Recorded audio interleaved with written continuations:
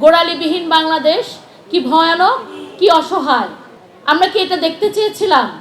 আপনার দুটা কেন 4টা 5টা দল থাকবে, তাদের মধ্যে প্রতিযোগিতা থাকবে।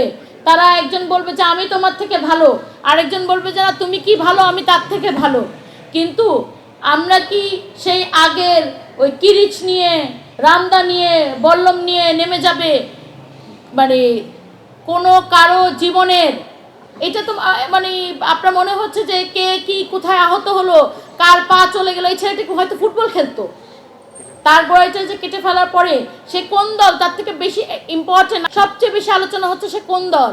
অথচ আমাদের হিউম্যানিটেরিয়ান হিসেবে আলোচনা হওয়া উচিত ছিল যে একটা চলাফেরা করা একটা ইয়াং ছেলে, দৌড়ানো ইয়াং ছেলে আজকে তার পাটা হয়তো লুজ করে ফেলবে, এই পা দিয়ে সে আর ফুটবল খেলতে পারবে না, এই পা দিয়ে দৌড়ে তার মার কাছে যেতে পারবে না।